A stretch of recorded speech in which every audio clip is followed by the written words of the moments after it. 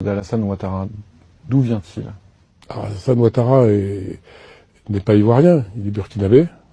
Alors, je sais qu'aujourd'hui, ça paraît être un combat d'arrière-garde, mais c'est un fait. Il a commencé toute sa carrière avec un passeport burkinabé, il était déclaré comme burkinabé partout, c'est-à-dire originaire du Burkina Faso.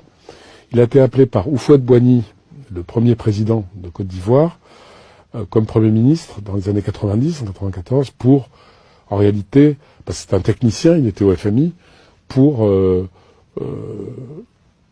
s'occuper en particulier de la dévaluation du franc CFA.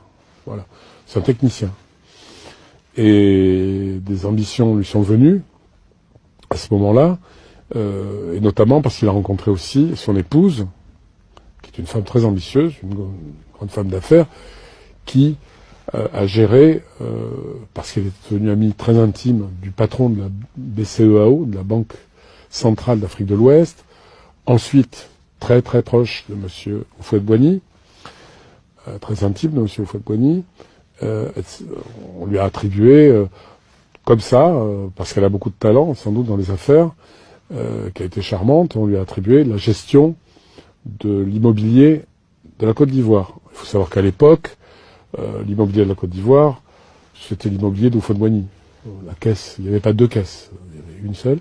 Et ensuite, d'ailleurs, par ses relations, elle a géré l'immobilier de la famille Bongo. Alors on attaque beaucoup la famille Bongo sur ses biens, mal acquis, bien acquis, j'en sais rien. La France fait la morale à tout le monde de toute façon. Mais il se trouve que c'est Madame Ouattara qui l'a géré ici, à Paris, dans le place Victor Hugo, avec son agence. Donc, elle a beaucoup d'ambition, elle rencontre Ouattara, et elle épouse Ouattara. Ce qui fait beaucoup de peine à Houphouët-Boigny, paraît-il, et ça serait la raison pour laquelle Jacques Chirac n'aimait pas Ouattara. Parce qu'il avait, selon le chargé des affaires africaines de l'Élysée à l'époque, M. Bonnecorse, il avait piqué la femme d'Houphouët. Dixit, M. Bonnecorse. D'accord. Et l'affaire Armajaro, est-ce que vous pouvez m'expliquer? Armajaro, c'est un géant du cacao anglo-saxon